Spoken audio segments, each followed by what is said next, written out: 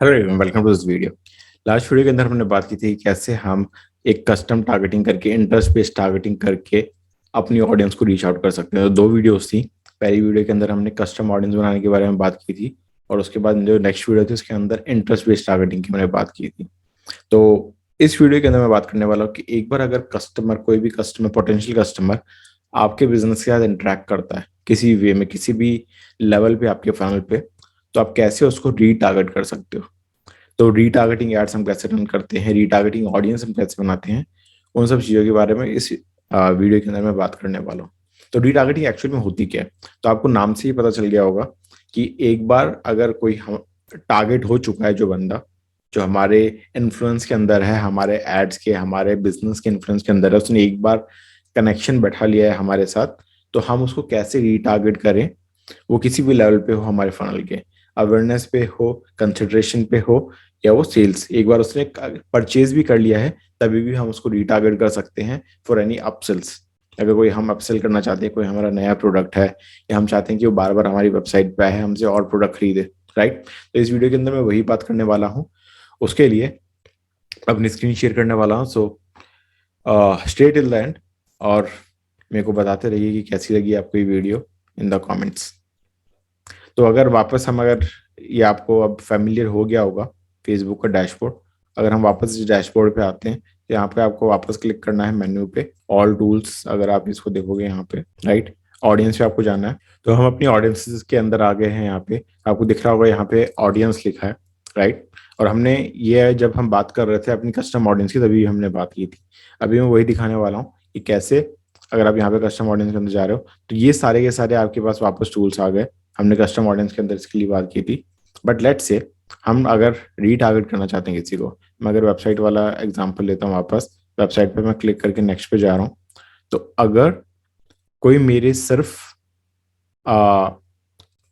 We want to target only people who visited some specific pages, पूरी website को हमको target नहीं करना है। और हम ये कर सकते हैं कि लेट्स से हमने ऐड चलाया और वो बंदा एक बार हमारी वेबसाइट पे आया, तो हम उसका डेटा ले सकते हैं अप्रोक्सीमेटली, लेट्स से 7 डेज का। 7 डेज का डेटा, अगर 7 डेज के अंदर वो हमारी वेबसाइट के ऊपर आया है और उसने अभी तक कन्वर्ट नहीं किया है, then we want to show them ad, right. एक दूसरा ऐड हम दिखाना चाहते हैं। तो अगेन मैं यहाँ पे अगर ये यूआरएल लेता हूँ, मैं इसको कर देता हूँ इक्वल्स, मैंने यहाँ पे पेस्ट कर दिया। अब ये यूआरएल जैसे हो सकता है मेरा लैंडिंग पेज का, तो ये लैंडिंग पेज का हो गया। But I want to exclude people वो visited my thank you page also, right. तो इसीलिए हम पिक्सल को वापस लेंगे, वो विजिटेड सम स्पेसिफिक पेजेस, वापस इसको हम कर देते 180 दिन।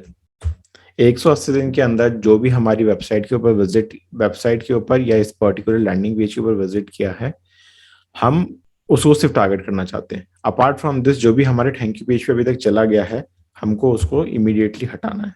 तो जैसे ही आपने यहाँ पे थैंक यू पेज जो भी आपका होगा, जो आपने बनाया होगा, मैं तो यहाँ पे सिर्फ एग्जांपल दिखा रहा हूँ canva.com की वेबसाइट कॉपी पेस्ट करके, बट जैसे ही आपने यहाँ पे अपना थैंक यू पेज डाल दिया, जितने भी लोग इसके ऊपर जो देख चुके हैं, जिसका पेज भी हो चुका है थैंक यू पे, वो लोग एक्सक्लूड हो जाएंगे दिस पर्टिकुलर ऑडियंस से, और सिर्फ उसी को वापस दूसरा ऐड जाएगा जो हमारे लैंडिंग पेज पे आ चुका है, इधर ऑर्गेनिकली, या आप अगर ऐड चला रहे हो, राइट। तो आप इसको स्ट्रैटेजी में कैसे यूज कर सकते हो, लेट से आपने ऐड चलाए लैंडिंग पेज के ऊपर, जितने भी लोग आए, लेट से 20% कन्वर्जन हुआ, उसने लीड प्रोवाइड किया और थैंक यू पेज पे चला गया, तो ये सारे के सारे आप यहाँ से माइनस हो गए, राइट, सब्सट्रैक्ट कर दिया हमने इन लोगों को।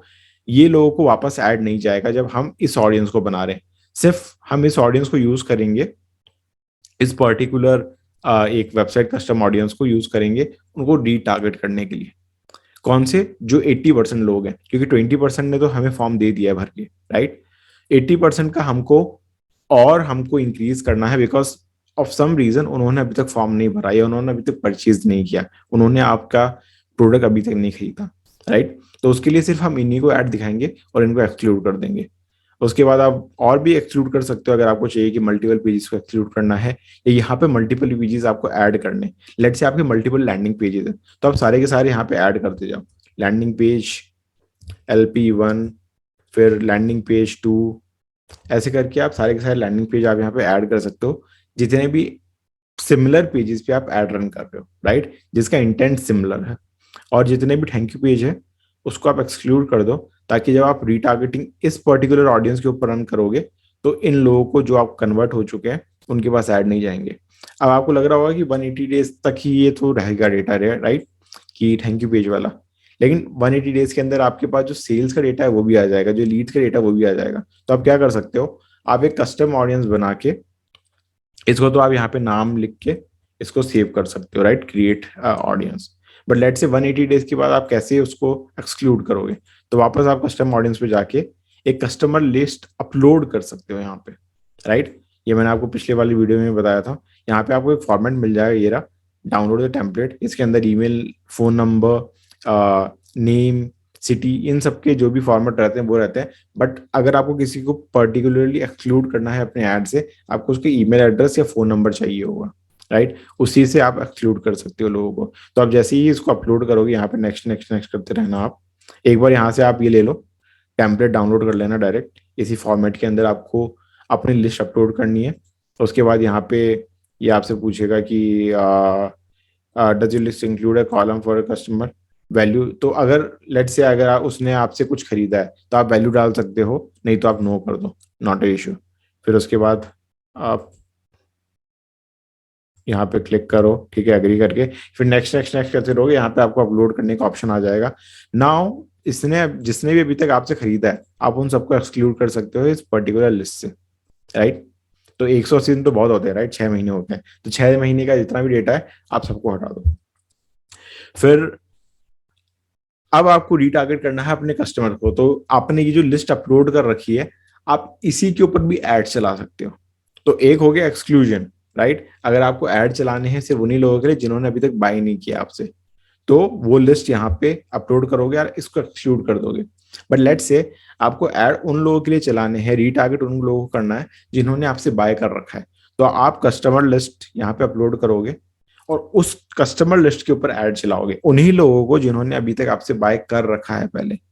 लेट से आपने एक प्रोडक्ट सेल किया जो था शर्ट्स, आप ई कॉमर्स स्टोर रन करते हो, आपने एक शर्ट उन्होंने बाय कर ली, अब आपको पता है कि उस बंदे ने बाय कर लिया है, तो आप क्या कर सकते हो, उस वापस उस बंदे को जब आपका नया स्टॉक आ रहा है आप उसको ऐड दिखा सकते हो।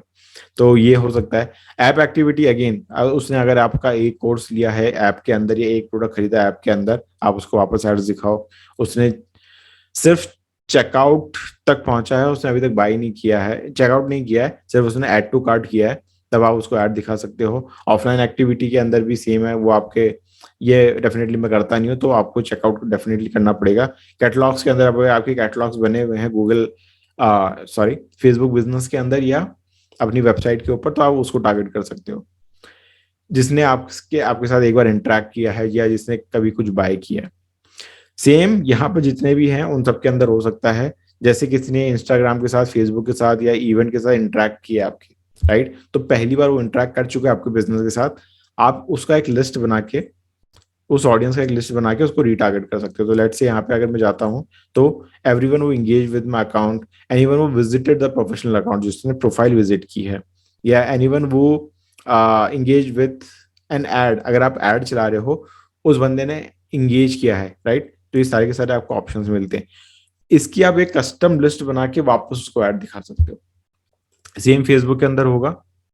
और यहाँ पे अगर हम चाहते हैं वीडियो के ऊपर भी आप, उस बंदे ने आपकी कितनी वीडियो देखी है। So let's say make video content, people वो व्यूड माय वीडियो बाय 75%, जिसने भी मेरी वीडियो 75% से ज्यादा देखी है मैं उसको ऐड दिखाना चाहता हूँ। तो इसकी मैंने एक ऑडियंस बना ली, एक मैं वीडियो चूज कर लूंगा। यहाँ पे मैं लेट्स से इस वीडियो को चूज करता हूँ, कंफर्म, राइट। और इसने बंदे ने लेट्स से मेरी वीडियो 60 डेज, इसका मैं टाइम ड्यूरेशन दे देता हूँ। इतने दिन में जिस भी लोगों ने मेरी वीडियो देखी है, 365 मैक्सिमम जो है वो आप दे सकते हो। उन लोगों ने मेरी जिसने वीडियो देखी है मैं उसको वापस रीटारगेट करना चाहता हूँ, तो इसको आप स्ट्रैटेजी में कैसे यूज कर सकते हो। लेट्स से 365 डेज के अंदर जितने लोगों ने भी मेरी वीडियो देखी है, अब मैं यहाँ पे कन्वर्जन ऐड नहीं चला रहा, मैं वीडियो व्यूज ऐड चला रहा हूँ। उन्होंने मेरी वीडियो देखी, उनको मेरी शक्ल दिख गई, उन्होंने देखा कि मैं किसी प्रोडक्ट के बारे में बात कर रहा हूँ, किसी सर्विस के बारे में बात कर रहा हूँ, एक इन्फॉर्मेशन उन्हें दे रहा हूँ। लेकिन मैं यहाँ पे उनको कन्वर्जन के लिए नहीं बोल रहा, उनको नहीं बोला कि आप लीड दो, उनको नहीं बोला कि आप कुछ बाय करो। बट एक बार जिसने मेरी 75% वीडियो देख ली है, जब मेरा सेकेंड ऐड जाएगा उनको, तो सेकेंड ऐड के अंदर मैं उनको कन्वर्जन के लिए पुश करूंगा। नाउ यहाँ पे दो चीजें हो गई। पहला कि उन्होंने मेरा ऐड पहले वाला वीडियो वाला देख लिया है, जब उनको सेकेंड ऐड आएगा तो प्रोबेबिलिटी बढ़ जाती है, क्योंकि वो मेरे बिजनेस के साथ, मेरे ब्रांड के साथ कनेक्ट कर रहे हैं।